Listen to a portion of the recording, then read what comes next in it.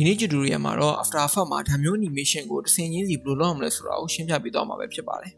။အရင်ဆုံးကျွန်တော်ဒီ project ထဲမှာအောက်မှာကျွန်တော် guide အနေနဲ့သုံးဖို့အတွက်ဒီစလုံးလေးကိုเนาะဒီခက်စစ်စလုံးလေးကိုကျွန်တော်ပုံထည့်ထားတယ်။အဲ့တော့ဒီဟာလေးကိုကျွန်တော် size နည်းနည်းလေးကြည့်အောင်เนาะ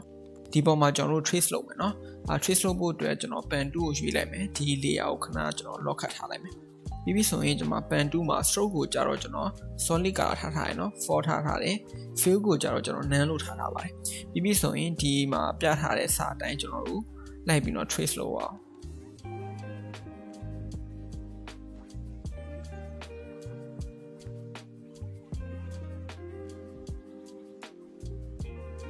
Okay ကျွန်တော်တို့ trace လုပ်ပြီးပါပြီဆိုရင်ကျွန်တော်တို့ဒီ line လေးကို animation လုပ်အောင်เนาะမလုပ်ခင်ကျွန်တော်တို့အောက်ကကျွန်တော်တို့ဒီ background ပုံလေးကိုဒီမျက်လုံးပုံလေးကိုနှိပ်ပြီးတော့ hide လုပ်လိုက်ပါမယ်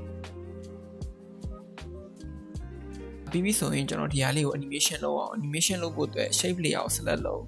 drop down ကိုချပြီးတော့ကျွန်တော်တို့ add မှာ trim pad ကိုနှိပ်လိုက်ပါမယ် trim pad effect ကိုထည့်သွားပြီဆိုရင်ဒီ trim pad ကိုဖွင့်ချသွားပြီဆိုရင် and ကိုကျွန်တော်တို့ keyframe တစ်ခုလုပ်မယ်ပြီးပြီဆိုရင်လုပ်လိုက်တဲ့ keyframe ကျွန်တော်တို့1 second လောက်ကိုပို့လိုက်မယ်เนาะပြီးပြီဆိုရင်ဒီကောင်ကို end value ကို0ပြန်ပြောင်းလိုက်ပါเนาะဒီတိုင်းပဲပြန်ကြည့်မယ်ဆိုရင်ကျွန်တော်တို့ဒါမျိုး animation လေးရမှာပါเนาะအဲ့တော့ကိုကထပ်မြန်ချင်တယ်ဆိုရင်ဒီ keyframe လေးကိုအရှိတူလိုက်ရုံပဲထပ်နေချင်တယ်ဆိုရင်ဒီ keyframe လေးကိုအနောက်ရွှေ့လိုက်ပါเนาะ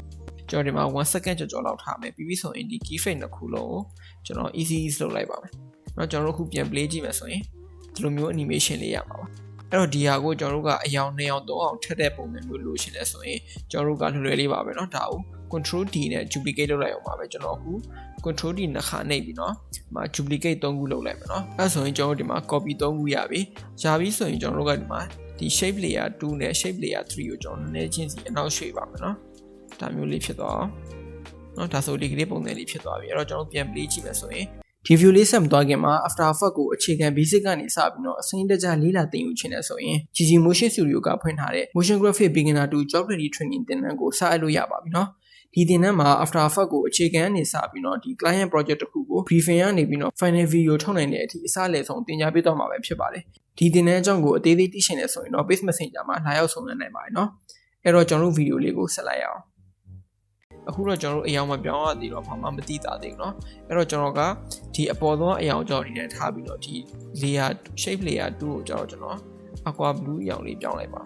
okay ပြောင်းသွားပြီဆိုရင် shape layer 1ကိုကျွန်တော်ကဒီအဝါရောင်လေးပြောင်းလိုက်ပါ okay